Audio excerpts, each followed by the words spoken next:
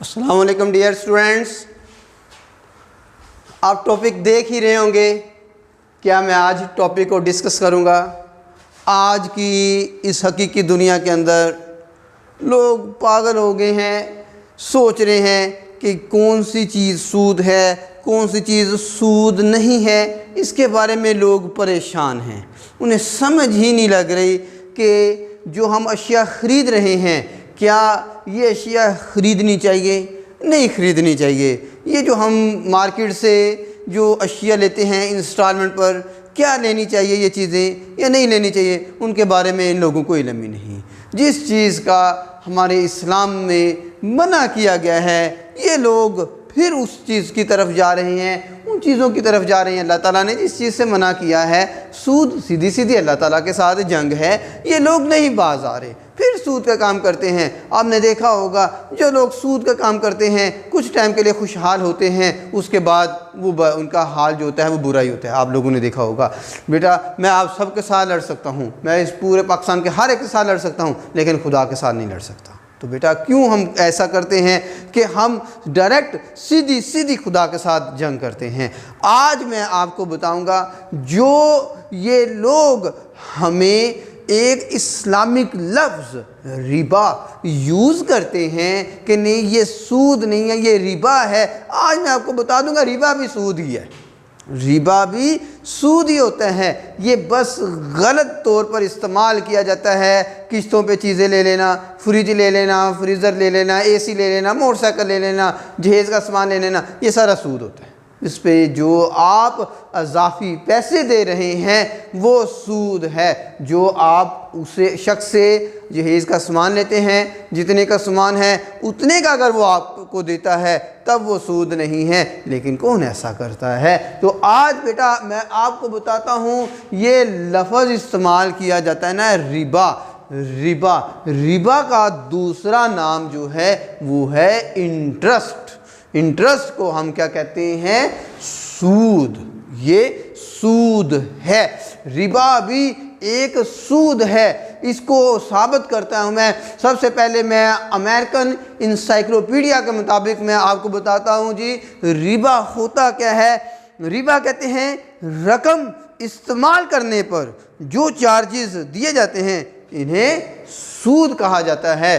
آپ نے کسی سے 10,000 روپے لیا ہے، اس کو آپ نے 1 ماہ کے لیے استعمال کیا ہے، 1 مہینے کے بعد آپ 10,000 کے ساتھ 200 روپے، 500 روپے، 1000 روپے جو بھی اضافی پیسے دے رہے ہیں وہ سود ہے، اور یہ ربا نہیں ہے، ربا نہیں ہے۔ اکثر لوگ کہتے ہیں اپنی ایک دوسرے کی رضامندی سے طے کر لیا جاتا ہے جی میں آپ کو 10,000 دوں گا، آپ نے مجھے کیا کرنا ہے 2 ماہ بعد 10,500 روپے دینا ہے، تو اس سے ہم نے آپس میں شرح طے کر لی ہے، تو اس کا مطلب یہ سود نہیں ہے، یہ سود ہے۔ یہ بھی ایک سود کی سب سے خطرناک قسم ہے، یہ سود ہے۔ اور یہ لوگ اکثر کہتے ہیں کہ جب 2 ماہ بعد ہم اس شخص سے 10,500 روپے لیتے ہیں تو ہمارے وہ جو 10,000 کی ویلیو ہے وہ 2 ماہ کے بعد کم ہو جاتی ہے۔ یہ لوگوں کو گمراہ کیا جاتا ہے۔ یہ سب سے خطرناک ٹرم استعمال کی جاتی ہے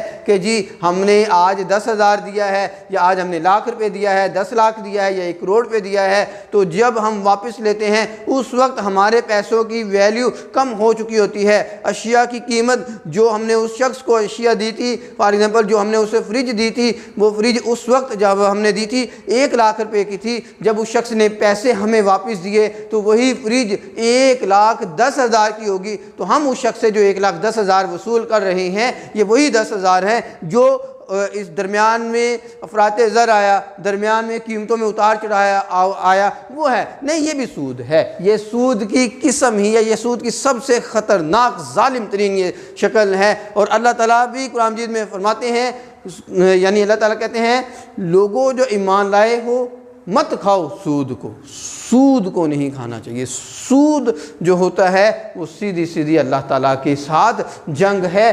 ماہرین اس بات پر متفق ہیں کہ سود اور ربا ایک ہی مفہوم کے 2 نام ہیں۔ سود اور ربا یہ دونوں ایک ہی ٹرم میں یوز کیے جاتے ہیں، ایک ہی ٹرم کے 2 نام ہوتے ہیں، سود اور ربا۔ میں نے آپ کو अमेरिकन इंसाइक्लोपीडिया के मुताबिक बताया।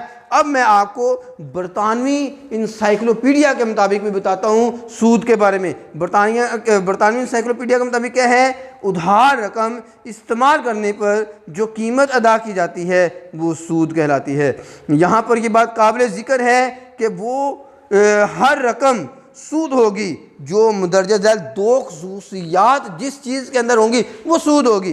पहली, अगर इससे पहले से तयशुदा शरह से मालूम किया गया हो, आपने पहले से तय कर दिया है मैंने आपसे 33% लेने हैं, 35% लेने हैं, 100% लेने हैं, वो सूद होता है। लेकिन अगर इस अदारे की, दूसरी बात ये ज़हन में रखिएगा, अगर इस अदारे की सरगर्मियों की बुनियाद पर होने वाले नफ़ा या नुकसान से उसका कोई ताल्लुक़ ना हो, यानी दो बातों से पता चल रहा है कि ये चीज़ सूद है।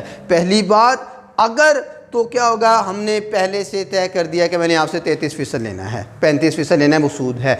दूसरी बात, उस अदारे से हमें ये सरोकार नहीं, अदारे को फ़ायदा हो रहा है, नुकसान हो रहा है, हमें उससे कोई सरोकार नहीं, हमने पैसे लेने हैं, वो सूद होता है। तो आप इसके बारे में देखें। आपने मुझे मेरी वीडियो के लास्ट में कमेंट्स करने हैं, बताना है कि क्या ये जो मैंने बताया है रिबा और इंटरेस्ट के बारे में, रिबा और इंटरेस्ट एक ही चीज़ है या ये मुख्तलिफ़ चीज़ें हैं। आपने मुझे इसके बारे में कमेंट्स देने हैं। मेरा चैनल है, उसको आप सब्सक्राइब करें, मुझे ज़्यादा से ज़्यादा कमेंट्स दें और उसके मुताबिक हम उसको मज़ीद बेहतर से बेहतर देखते हैं जी। ओके जी, अल्लाह हाफ़िज़।